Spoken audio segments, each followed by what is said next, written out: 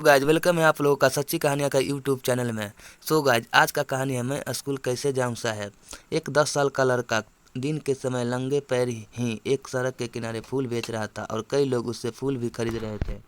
तभी एक सज्जन आदमी ने उसके पैर देखे तो उसे बड़ा ही दुख हुआ और उसने सोचा कि क्यों न इसके लिए एक जोड़ी जूते खरीद लूँ।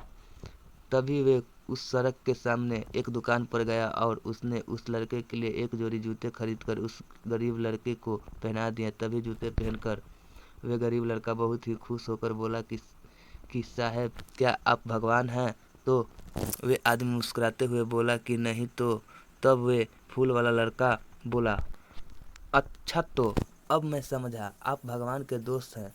तो उस आदमी ने कहा कि हाँ, तुम ऐसा ही समझ लो कि मैं भगवान का सेवक हूँ, लेकिन तुम ये सब क्यों पूछ रहे हो? तो उस लड़के ने कहा कि साहब कल ही मैंने मंदिर में जाकर भगवान जी से अपने लिए एक जोड़ी जूते मांगे थे और आज ही उन्होंने आपको जूते लेकर भेजा दिया। तभी उस आदमी ने जब उस लड़के का चेहरा देखा तो वे बहुत ही ज़्यादा खुश था।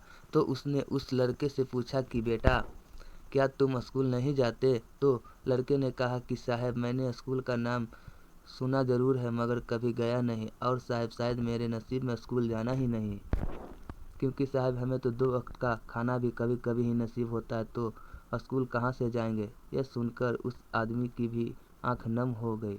तभी उस आदमी ने पूछा कि बेटा तुम यह फूल कितने के बेचते हो? तो उसने कहा कि साहब 10 रुपये का एक फूल। तो उस आदमी ने दिमाग लगाया कि अगर इस लड़के की किसी मंदिर के बाहर फूल की रेली लगवा दूँ तो वहाँ पर इसके ये फूल 15 रुपये का आराम से बिक जाएगा और वहाँ पर ये फूल की माला भी बेच सकता है। तभी वह सज्जन आदमी उस गरीब लड़के की बस्ती में गया तो उसने देखा कि पूरी बस्ती में वे सबसे ज़्यादा गरीब थे।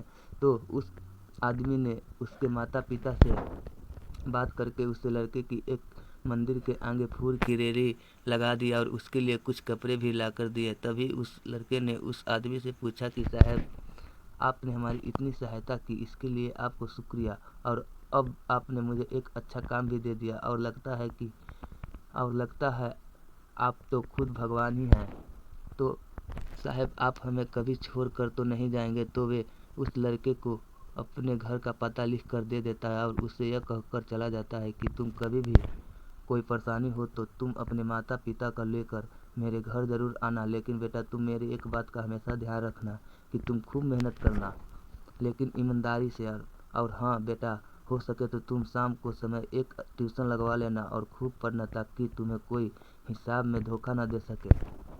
तो दोस्त वाकई में उस आदमी ने उस छोटे लड़के को कितना हौसला दिया और उससे यह विश्वास भी दिया उसके हर तरह की सहायता के लिए, क्योंकि दोस्त अगर किसी गरीब को किसी का साथ और विश्वास मिल जाए तो उससे बहुत ही हौसला मिलता है और वे भी इस दुख भरी ज़िंदगी को लड़कर जी सकता है।